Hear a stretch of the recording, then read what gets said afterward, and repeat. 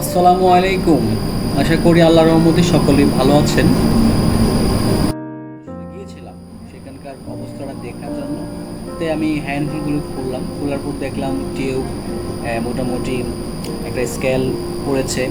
তারপরে দুটি বয়লার ছিল সেখানে, আমরা একটি বয়লার টিউবের ছিল, আরেকটি বয়লার সেলের ছিল। দুটি বয়লারই হ্যান্ডফুল খুলেছি এবং পরীক্ষা করেছি। পরীক্ষা করে দেখতে পেলাম যে মোটামুটি ময়লা রয়েছে, যেটা লোহার বডিকে ক্ষয় করে দেয়, যেটাকে আমরা স্কেল বলি।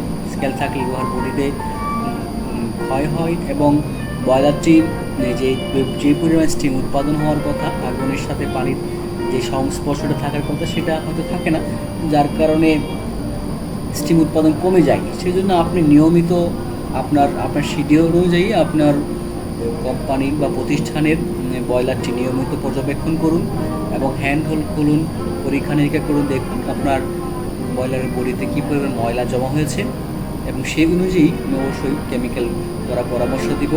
অথবা ডোজিং যদি ইউজ করেন, ডোজিং ইউজ করলে হয়তো আপনাকে কিছুদিন পর পর খুলতে হবে না, অনেক দিন পরে খুলে 3 মাস বা 1 মাস, এটা আপনি কী পরিমাণ চালাচ্ছেন তার উপর নির্ভর করবে আপনি কখন এটা খুলে চেক দিবেন। অবশ্যই খুলে চেক দিবেন আর আমার সাথেই থাকুন। আমি নতুন নতুন ভিডিও দেব। আমি বেশিরভাগ সময় আপনাদেরকে জানানোর চেষ্টা করব। ধন্যবাদ।